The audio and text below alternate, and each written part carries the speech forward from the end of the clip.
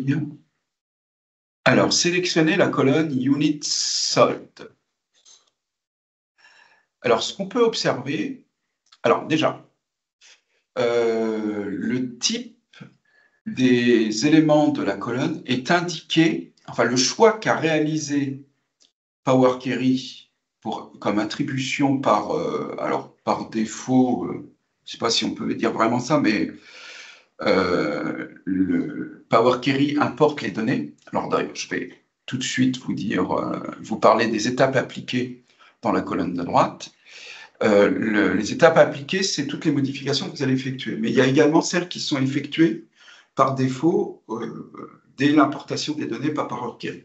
Et vous voyez la troisième, alors la source, c'est là où on a récupéré le fichier Excel. Et le dernier type modifié, c'est toutes les attributions de type réalisées par Power Query. Et là, par exemple, ce type-là, c'est un type décimal. Et alors qui est assez surprenant, parce que unit sold, c'est le nombre d'unités de produits vendus. Et on s'attendrait quand même à ce que ce soit un nombre entier. Donc quand vous voyez, c'est typiquement l'utilité qu'on a d'aller dans transformer les données plutôt que d'aller tout de suite dans charger et de commencer à faire le visuel sans réfléchir à quoi que ce soit. Là, par exemple, typiquement, cette observation nous permet de repérer éventuellement des erreurs. Là, par exemple, il y a des virgules 5 et je ne sais pas trop pourquoi il y a des virgules 5, sauf si on peut vendre certains objets en demi-portion. Alors bon, j'aime bien donner comme exemple, mais qui n'est pas crédible, c'est si ce sont des produits de sport, il peut y avoir par exemple des baskets, des tennis, et que certaines personnes n'en achètent qu'une seule, par exemple. Donc ça ferait la moitié d'une unité. Bon, j'ai bien conscience que cette hypothèse, elle est complètement farfelue, et donc c'est probablement pas ça. Alors on va observer. Alors moi, ce que je ferais, là, c'est que je ferai un effort pour comprendre largement mieux les données proposées par Microsoft, hein, parce que c'est pas impossible qu'il y ait des choses vendues à moitié, bien entendu. Mais comme on n'a pas une connaissance très très forte des données, on va s'en remettre à Microsoft qui nous disent sous l'onglet transformer, sélectionner type de données. Alors là, cette partie-là, dans Power BI et dans tous les outils, dans Power Query d'ailleurs, et dans tous les outils Microsoft, ça s'appelle le ruban. Cette zone-là s'appelle le ruban. Là, il y a les onglets du ruban, on peut changer de menu, en fait. Et là, quand ils disent sous l'onglet transformer, c'est ici l'onglet et c'est le ruban qui est dans le menu transformer. Et donc, il nous propose d'aller dans type de données. Type de données, c'est là. Et vous voyez, c'est nombre décimal qui est sélectionné. Et de modifier, de le mettre à nombre entier. Alors moi, je vais vous dire qu'il me semble quand même que le plus simple pour changer de type de données, c'est de cliquer sur l'icône qui est en début de colonne à chaque fois, et de choisir le nouveau type. Là, par exemple, nombre entier. Alors, qu'est-ce qui se passe? Alors là, par exemple, puisqu'il avait pris une décision, soit on rajoute une nouvelle étape parce que peut-être que ça va modifier les types des autres colonnes, soit si on remplace actuel, soit on prend le risque. De toute façon, on peut revenir en arrière. Alors d'ailleurs, je vais regarder si remplacer l'actuel. Il nous demande de remplacer l'actuel, je vais remplacer l'actuel. Voilà. Et là, quand je fais ça, quand je remplace le type, il faut quand même que je vérifie que ça n'a pas modifié les autres. Donc en fait, il faut jeter un coup d'œil sur le fait que les types sont crédibles. ABC, c'est des chaînes de caractères, ça a l'air d'être le cas, country aussi, product aussi. discount band aussi. Et puis, alors bon, je ne vais pas tous les faire, mais ça a l'air d'aller. 1, 2, 3, c'est le... Alors si je clique ici, on a bien des nombres entiers, si j'ai besoin de le voir en français, mais rapidement, l'icône, vous saurez que 1, 2, 3, c'est pour définir le type entier, etc. Bon, ça a l'air de pas mal se passer. Donc, bon, je fais pas... Normalement, je serais beaucoup plus scrupuleux hein, si j'avais ce travail-là à réaliser. Mais comme je suis le tutoriel, on va se ramener à UnitSold. Et vous voyez, les virgules 5 ont disparu. Le fait d'avoir changé le type, ça impose que les virgules 5 soient convertis en entier. Donc, il y a eu un arrondi au nombre le plus proche. Alors, soit celui qui est en dessous, soit celui qui est au-dessus. Je ne sais pas, il y a moyen de vérifier, hein, il suffit de revenir en arrière. Mais ça n'a pas vraiment d'importance. 0,5 unités près, qu'on les choisit au-dessus ou en dessous, c'est pas très grave.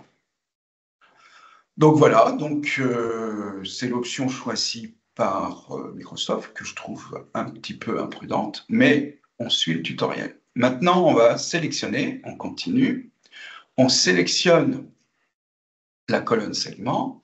Il y a pareil, il y a plusieurs façons de procéder. Il nous conseille d'aller encore dans transformer, de sélectionner format. Alors là, je crois par exemple que ça a changé, il me semble. Alors, sinon, format, c'est toujours pareil. Et donc, dans format, il y a un majuscule. Mais on peut procéder autrement. Alors, bon, ça marche très bien, hein, il n'y a pas de problème.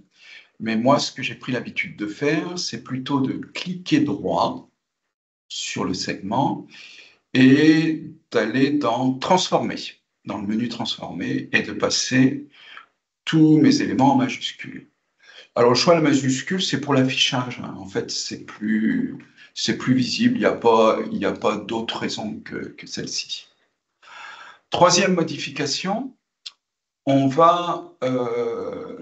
alors, il y a une colonne qui s'appelle Months Name, et c'est pas utile d'avoir name. Donc, Microsoft nous propose de modifier le nom, d'enlever name et de mettre que months. Alors, si on était dans des données en français, je renommerais les colonnes en français. Hein.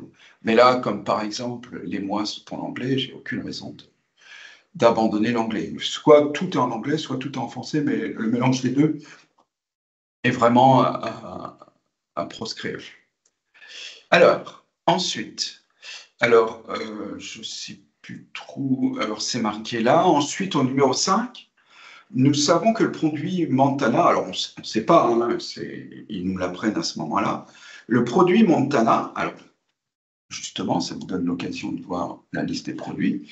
Les produits sont présents dans la colonne Product, et si je veux voir la liste de tous les produits, vous voyez, il n'y en a pas des masses.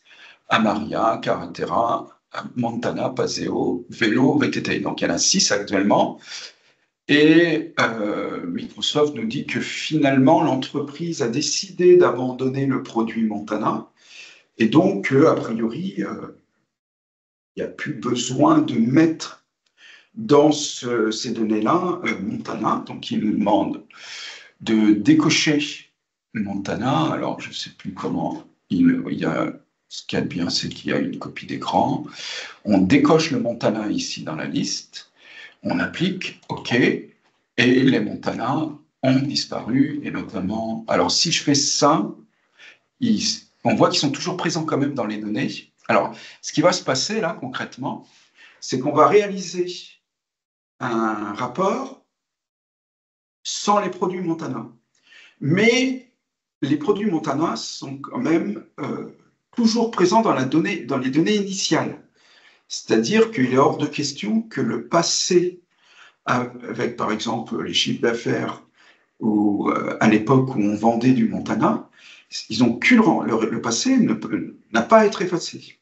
Et donc là, ce qui va se passer, quand on mettra à jour, par exemple, ces données mois après mois, eh ben, là, ici, là, dans étape appliquée, j'ai bien une étape qui filtre les lignes et donc qui retire le Montana des données qui vont être exportées dans Power BI. mais concrètement, elles sont toujours présentes dans les données. Elles sont toujours présentes dans les données. Donc, une mise à jour ne modifiera en rien la présence des Montana. Il n'y aura plus de Montana parce qu'on n'en vend plus, mais la mise à jour grâce à cette étape appliquée, la ligne filtrée, continuera d'enlever les Montana du passé. Alors ensuite, voilà, il nous précise que ça a été rajouté à étape appliquée. Moi, je vous ai déjà parlé de ça. Et donc, on arrive au terme de cette étape où il faut revenir au menu à l'onglet Accueil et on va fermer Power Query et appliquer toutes les étapes. Alors, c'est le même mot là pour le coup, étape appliquée. Appliquer toutes les étapes que soit Power Query par défaut, soit nous avons réalisées. Donc, on va fermer et appliquer.